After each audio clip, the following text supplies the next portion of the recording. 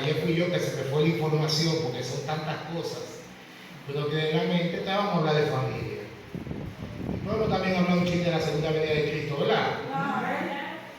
Porque todo está relacionado con la segunda venida de Cristo. Dice el apóstol Pablo que somos peregrinos y extranjeros. Quiere decir que nuestra vida en esta tierra es pasajera, porque todo que es pasajero, lo dijo el sabio Salomón, la vida es como un vapor que viene y se va. Y yo nunca he visto un ataúd, o como decimos popularmente, una caja con bolsillos. Nos vamos de este mundo y todo lo dejamos. Venimos desnudos, ¿verdad? Y nos vamos sin nada también. Entonces, hablar de familia es hablar de la creación. Cuando Dios creó el mundo, hay cosas que son más viejas que el hombre. ¿Sabían ustedes? La tierra es más vieja que el hombre. Porque dice que cuando Dios empezó la creación, el mundo estaba desordenado y vacío. No entro en detalle como dicen los científicos que tenía millones, pero si en realidad vamos a ver a la luz de la palabra de Dios, la tierra tenía un tiempo desordenada y vacía. Ahora Dios lo que nos ha revelado qué tiempo estuvo en esas condiciones, pero tenía un tiempo. Es decir, que la tierra tiene más de 6.000 años. Entonces, ¿qué otra cosa es más vieja que el hombre en cuanto a la creación? Los animales. Dios creó en el sexto día los animales, los árboles. El mar es más viejo que el hombre. La luna, el sol, porque el hombre fue el final. En el sexto día fue que Dios creó al hombre y creó a quién, a Eva. Ahora bien, después que Dios creó a Adán y lo hizo a su semejanza, esa palabra en hebreo semejanza no es la palabra igualdad. Esa palabra semejanza era que el hombre era parecido, semejante a Dios en ciertas cualidades. ¿Me doy a entender? Por ejemplo, cuando usted es un padre de familia responsable y que teme a Dios, usted trata de proteger a sus hijos, ¿sí o no? De alimentarlo. ¿Se parece el padre que cuida a su familia a Dios? Sí, porque Dios nos cuida a nosotros como sus hijos. Somos las niñas de sus ojos. Somos sus hijos que nos proveen, que nos alimentan. No he visto justo desamparado, ni sin simiente que mendigue el pan. Entonces, cuando nosotros tenemos ciertas parecidos a Dios, y ahí es que Dios dice que creó a Adán antes del pecado, semejante a Dios. Ahora bien, yo hago una pregunta. ¿Pudo Dios haber hecho a Eva de una vez cuando creó a Adán? Sí. ¿Pero qué esperó Dios que Adán tuviera? Una necesidad. Cuando Adán puso los nombres a los animales, que vio el caballo con una yegua, que vio la gallina con una galla, como dijo Génesis, ¿te acuerdas? Entonces, Dios esperó que Adán tuviese esa necesidad, no fue Dios que creó a Adán con eso. Y estamos hablando antes del pecado. Si ya Adán, siendo perfecto, tenía la necesidad de tener una Eva, entonces Dios dijo, le haré una ayuda idónea. Y creó a Eva. Cuando Adán vio a Eva, dijo, de este hueso de mi hueso y carne de mi carne. Y ya no será llamada ya como, sino que será llamada ahora Eva, porque fue tomado de mí, de una costilla, Dios lo hizo. Sí, Adán vio en Eva un ser igual a él. ¿Igual a él, sí o no? ¿Igual a él, sí o no? Sí. Porque fue carne de su carne y hueso de su hueso. Fue de una costilla que salió. Por eso Dios dice, en Génesis, Jesucristo lo resaltó en Mateo, 19, dice que el hombre se unirá a su esposa en una sola, porque son lo mismo. Ahora, todo era feliz, todo era hermoso. Una pregunta que yo hago esta mañana: si Adán fue creado el viernes y Eva también fue creada ese mismo día, ¿cómo Adán y Eva, siendo perfectos, guardaron el sábado? Vamos a ponernos a pensar un poquito ahora. Adán no descansó, porque apenas tenía horas de haber sido hecho, creado. ¿Cómo fue ese asunto? ¿Cómo fue ese asunto? El asunto fue... La palabra de Dios dice que Dios descansó. No dice que Adán y Eva descansaron, sino Dios descansó, enseñándoles a ellos el ejemplo para que lo hagan. O sea, Dios no les pidió a ellos que guardaran el sábado, porque todavía estaban recién creados y no estaban cansados, pero Dios lo guardó para enseñarles a ellos. Hermana dio la mía, la respuesta 100%. Exactamente. Y yo le añado lo que la hermana dice, que Dios anduvo con ellos ese sábado y le explicó cómo guardarlo. Porque ellos no sabían nada, no sabían, estaban recién creados. Dios le dijo: mire, el sábado se guarda así, se guarda así, se guarda así, se hace esto, se hace lo otro. Y Dios le guardó. Mire qué importante es la familia para Dios. Amén. Que Dios le enseñó a Adán y Eva cómo guardar el sábado.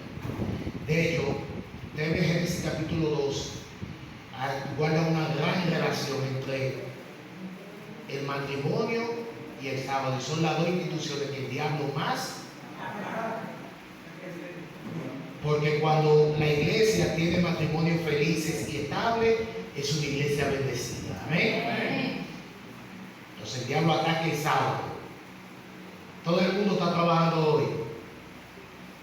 Hoy en día el matrimonio es por negocio, por conveniencia, por decir que estoy casado, pero la mujer tiene un amante, el hombre tiene un amante.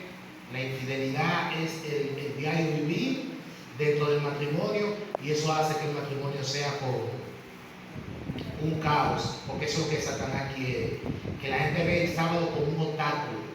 De hecho, dice la Señora del Señor en el deseado de toda la gente, que cuando Cristo vino ¿por qué Cristo hizo muchos milagros el sábado? Jesús lo pudo haber hecho un domingo, un lunes, un martes, un miércoles, un jueves, pero Cristo vino a quitar el legalismo que tenían los escribas y fariseos para enseñarles realmente cómo se guarda el sábado.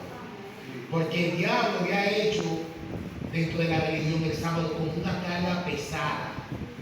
Le pusieron al mandamiento cosas que Dios no puso. Cuidado, hermanos, si nosotros a los mandamientos de Dios le estamos poniendo cosas que Dios no ha dicho. ¿Tú sabes cuántas leyes pusieron los escribas y fariseos al sábado? 600. 600 que Dios no había dicho. Usted no puede comerse un huevo el sábado si la gallina lo ponía. Usted no puede cumplir, pero Dios no me ha dicho eso nunca en su palabra.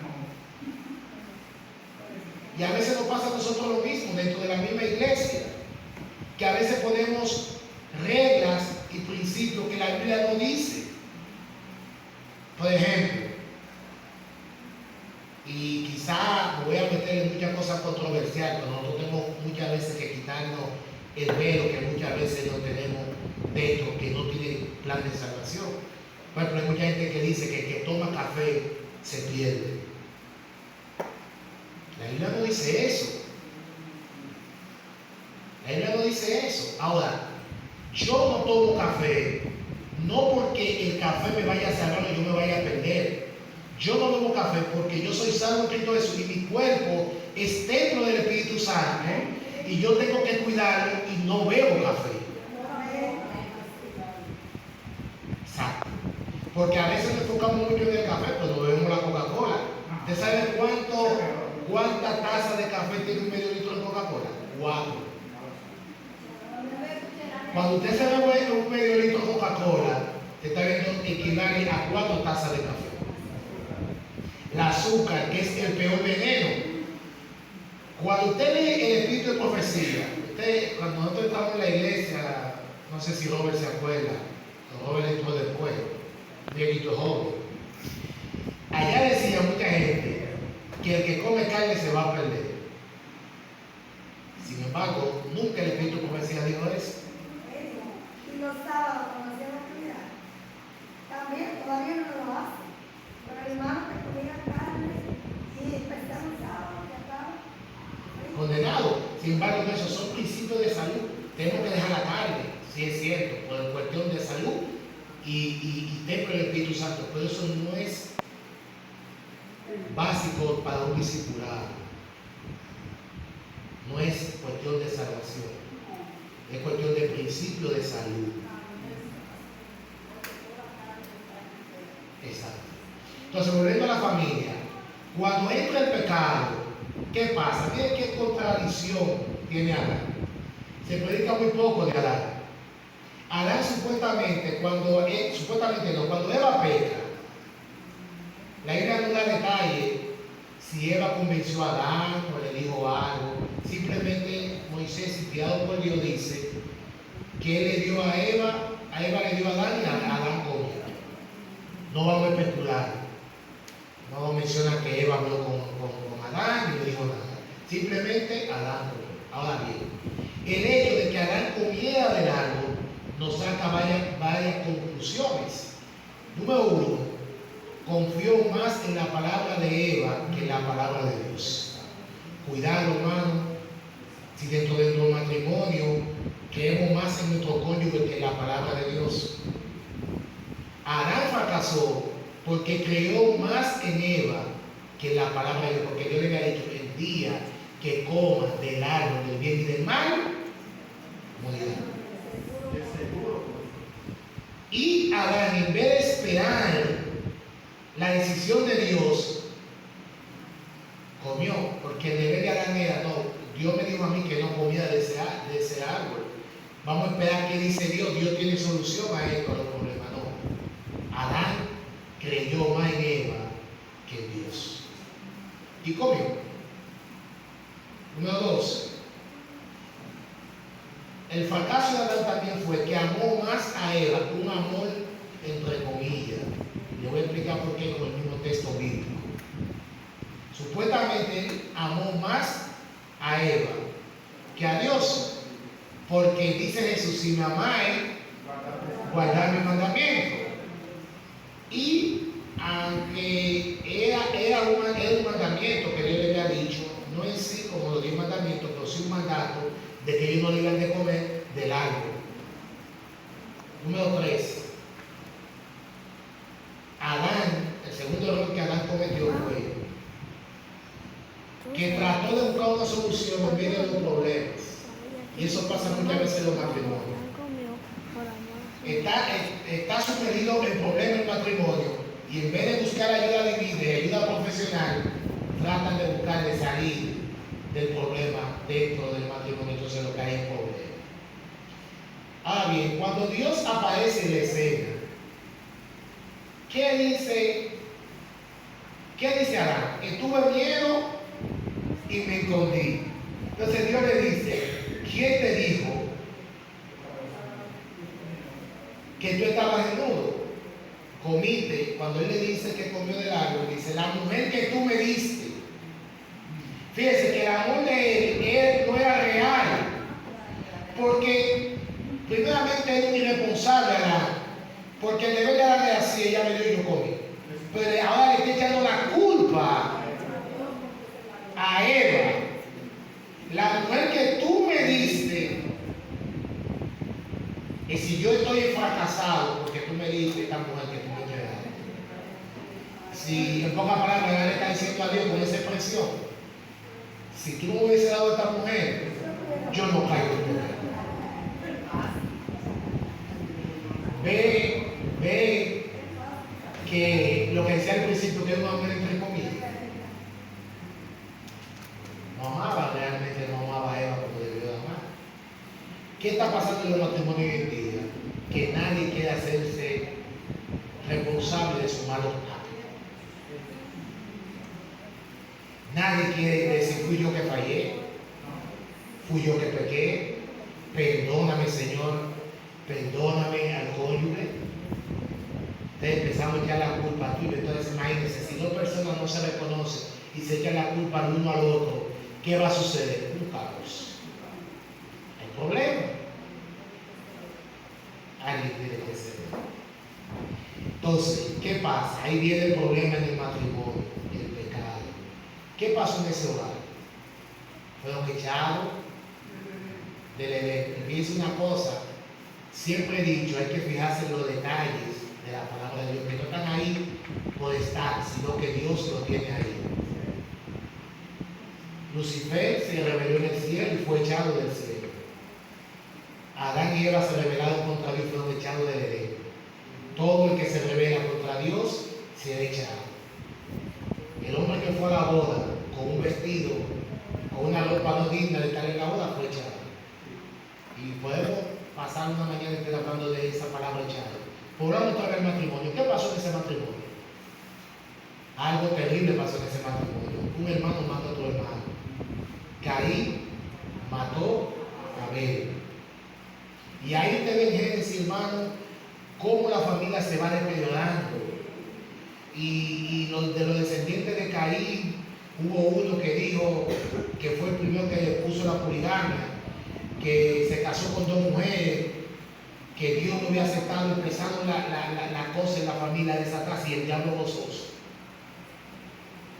La torre de Babel. Pero llegamos a Jacob, llegamos a Abraham, el padre de la fe. Abraham se casa con una media hermana y Dios le dice: te voy a hacer un linaje, una promesa tanto en vida, es una profecía tanto en esta tierra como en la Canaán celestial. Fíjense que Dios lo lleva al pueblo de Abraham a la Canaán terrenal, es símbolo de que nos iba a llevar a la Canaán celestial. Y Abraham se casa con Sarai, pero hay un problema en ese hogar. Y es que ese hogar no tiene hijos. Y Abraham era rico. Y tener hijos era tener descendencia, era algo extraordinario para la familia, porque era la sucesión de tu generación. Por eso dice el sabio, el salmista, que nosotros y el mismo Moisés también lo dice, que Dios va a bendecir nuestras generaciones. Amén. Y había un problema, que Sara no podía tener hijos. Y ahí esto, hermano, en los detalles. Era una época donde al hombre le daban más valor que a la mujer. Pero también puede ser que Abraham era que tenía problemas para dar hijos. Pero siempre se culpaba a la mujer. Y por eso usted ve, hermano, que Jesús y Lucas en sus libros, y en el libro también del Nuevo Testamento, Dios resalta a la mujer. Porque vivían en una cultura que nada más era machista. Si un matrimonio no podía tener hijos, se le echaba la culpa a la mujer. Pero también pudo ser hombre que no podía tener hijos. Pero es una cultura así. ¿Qué pasó con Abraham y Sarai? Que buscaron solución en Agar. No esperaron, yo le digo, yo te voy a dar un hijo, pero no esperaron, hermano. ¿Cuántos matrimonios hoy en día no han tenido un problema por no tener paciencia? Yo como profesional de la conducta he visto muchos casos. Por ejemplo, vi un caso dentro de la misma iglesia, donde una esposa, sumergida en la pobreza, le dice al esposo: vamos a hacer un negocio para que tú te vayas a Estados Unidos y nuestra vida pobreza. Y el hombre se fue y ella se quedó aquí sola. ¿Y qué pasó?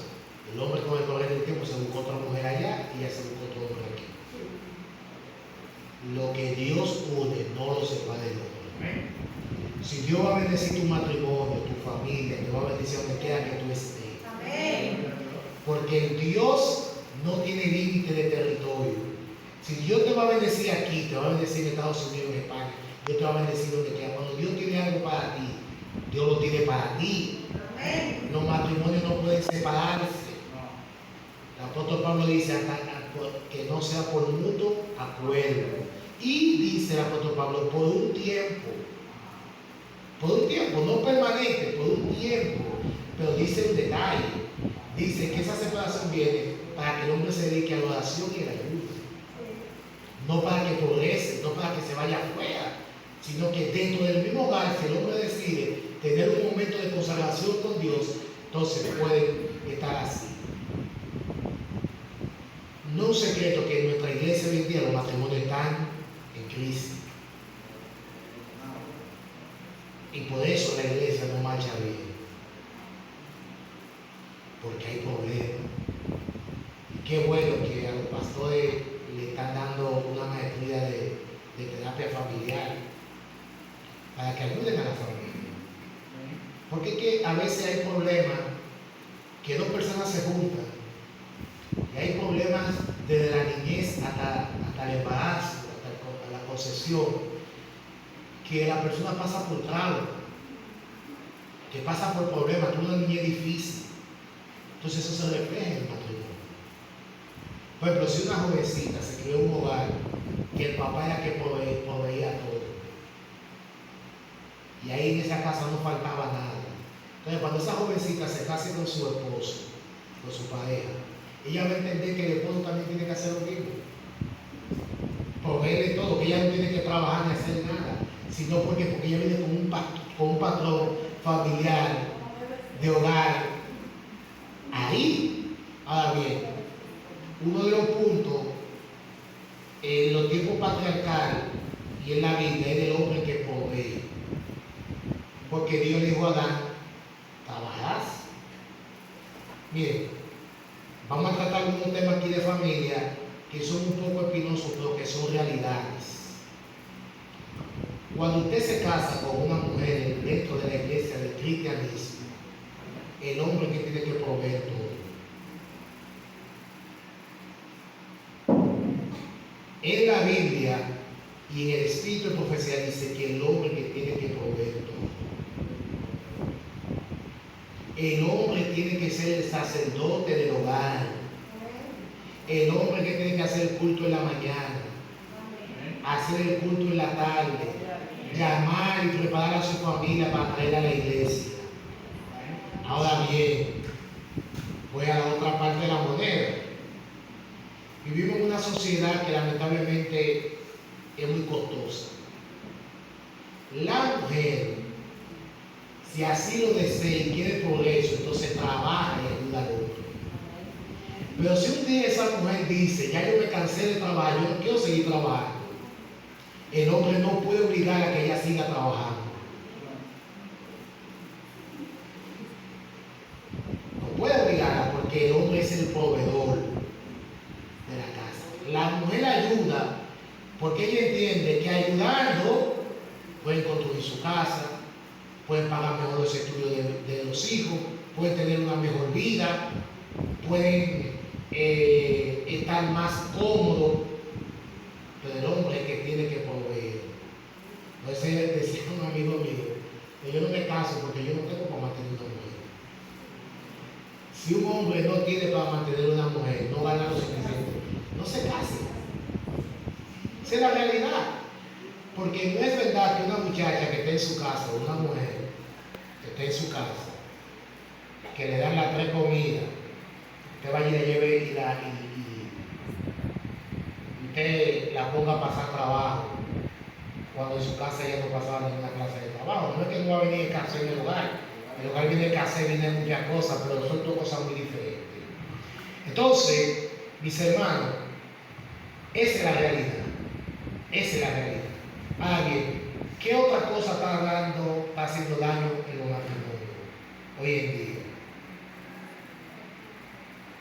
Hubo un matrimonio que tuvo problemas, fue el matrimonio de Jacob. Pero primero fue el matrimonio de Isaac con Rebeca. Isaac amaba más a Esaú que a Jacob. Pero Rebeca amaba más a Jacob. Jacob estaba más en la casa, en un lugareño, pero eso fue que aprendió a cocinar también. Porque él siempre estaba en la casa, era muy doméstico, Jacob. Esaú era cazador, estaba más en la calle, cazando. Jacob estaba más en la casa. Había problemas en ese hogar. Cuidado si en nuestros hogares hay preferidos que los niños perciben eso. No, yo amo más a este porque este está más cerca de mí. Dios es al revés. Dios ama más al que más rebelde. Porque las 99 están justas, ya están seguras aquí. Pero la única que está ya descarriada, hay que buscarla. Y ese hogar tuvo problemas. Y hubo tantos problemas que Rebeca murió sin ver al hijo que ella amaba. Por lo menos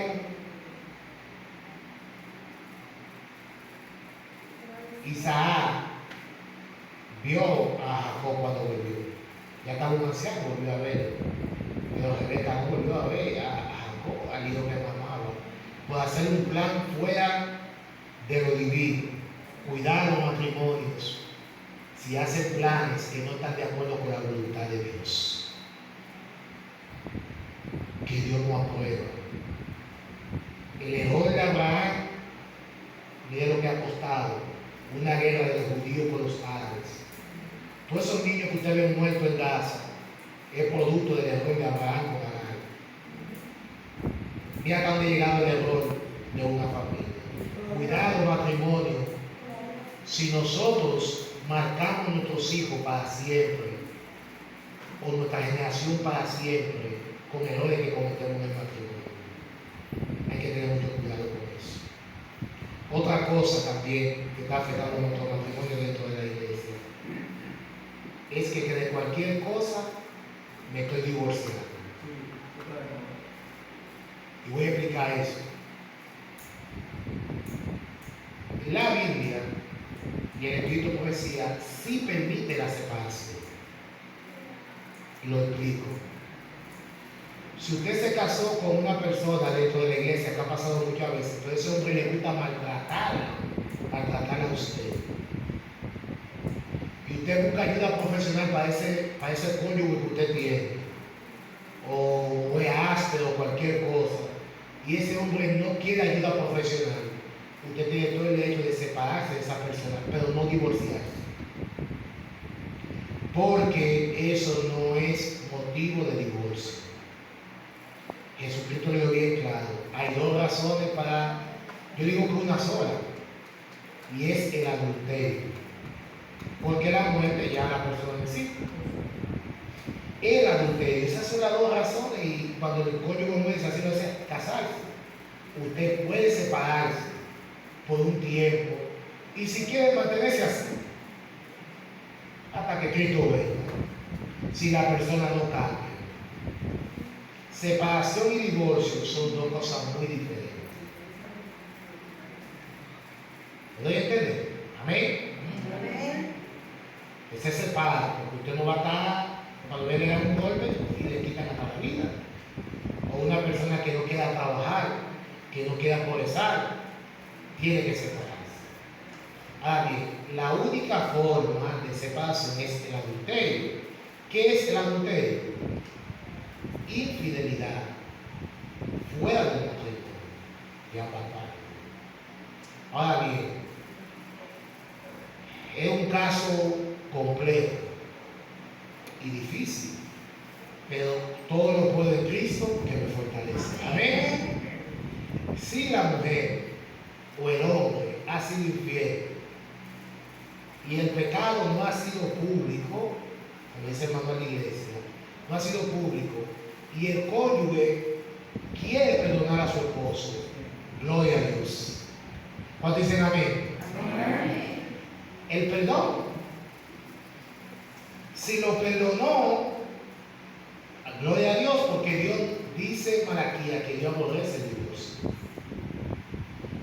Si lo perdonó y la víctima, que es a quien le han sido infiel, quiere perdonar y quiere seguir su matrimonio, gloria a Dios. De hecho, yo conozco muchos casos de matrimonio así, y son felices.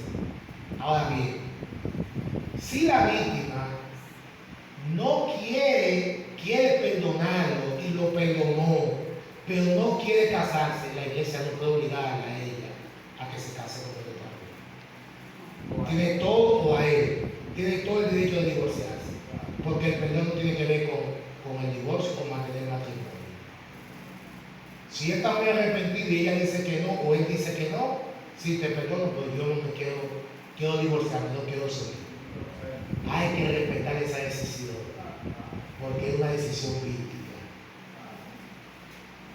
Ya, entonces, otro punto que la iglesia y la conferencia están tratando, y yo creo que ese es un punto ahí en el Congreso en 2025, que se va a celebrar en Estados Unidos, es el siguiente.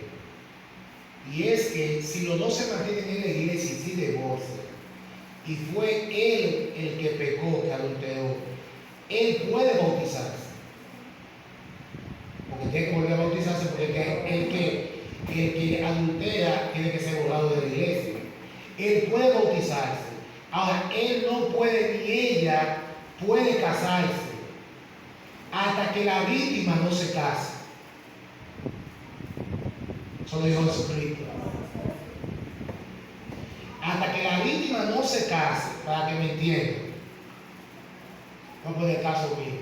No es el caso mío, un caso hipotético. Yo pequé, adulteré.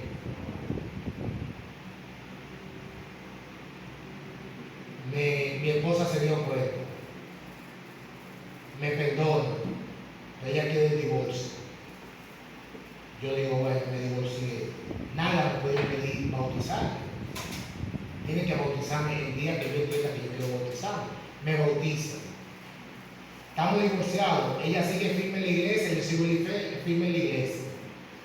Para yo poder volverme a casar otra vez, yo tengo que esperar que ella se case. Eso es lo que muchos teólogos llaman como el castigo